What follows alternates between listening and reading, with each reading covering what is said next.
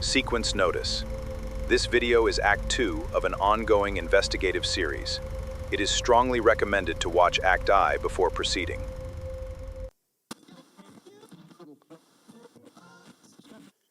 Geography is never spiritually neutral. Before a vessel can sink into water, we must understand the water itself. Lake Kariba is not a natural cradle of civilization. It is an artificial monument to high colonial violence. In the late 1950s, the Federation of Rhodesia and Nyasaland sought to tame the untamable. They severed the Zambezi River with hundreds of thousands of tons of concrete, flooding over 5,000 square kilometers of ancestral territory. 57,000 BaTonga people were forcibly evicted from the fertile floodplains their lineage had inhabited for millennia. In the colonial press, the world celebrated Operation Noah, the heroic rescue of wildlife trapped on rising islands. But for the people of the river, the rising water was an unmitigated apocalypse. Their shrines were submerged. Their ancestral graves were drowned under 400 feet of artificial darkness. In BaTonga cosmology, the Zambezi is guarded by Nyaminyami, the serpentine river deity, the spirit of primordial currents and untamed abundance.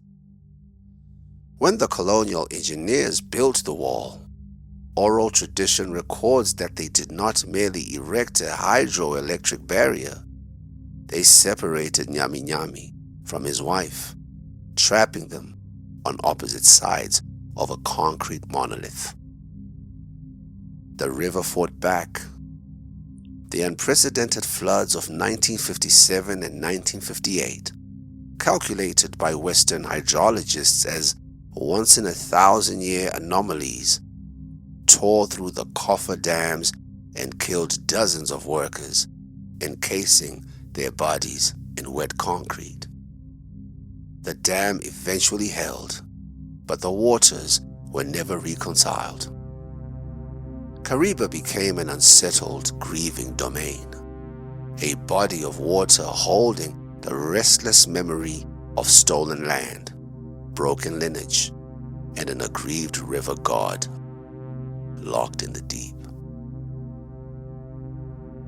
Now, consider the modern state's imperial arrogance.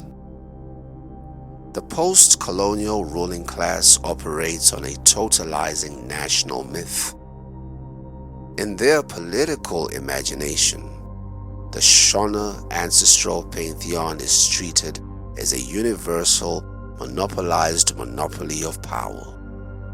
They take the name of Mbuya Nehanda, a high territorial spirit, Mondoro, rooted in the central plateaus, the Mazoe valleys, and the ancient stone courts of the north, and they stamp her name onto commercial enterprise.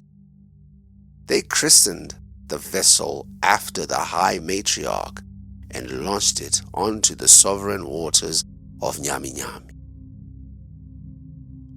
In the grammar of African metaphysics, this is a profound jurisdictional trespass. Spirits govern territories. They do not answer to bureaucratic registration. To take the sacred name of the national mother and place it upon an unhallowed, neglected vessel in the heart of the displaced Tonga frontier is an act of spiritual hubris. It forces an encounter between two incompatible realms. The co-opted political mythos of the ruling elite and the ancient, unyielding wrath of an aggrieved, aquatic deity. Throughout human mythology, the boat is never just transport. From the barge of Ra traversing the underworld to the ferry of Sharon, crossing the river Styx. The vessel that carries mortals across the deep water is the ultimate symbol of the threshold, the vehicle navigating the thin line between the living and the dead. On the 11th of August, 2026, that symbolic crossing turned physical. The calendar locked into position. The 11, the twin pillars, the sacred gateway. The 26, echoing the twin sixes of the 1966 Liberation Genesis. A vessel carrying ordinary citizens, mothers, children, foundered and slipped into the abyss. Why did the matriarch's vessel sink? Was this water chosen as the altar for an elite blood covenant to seal their new constitutional dynasty?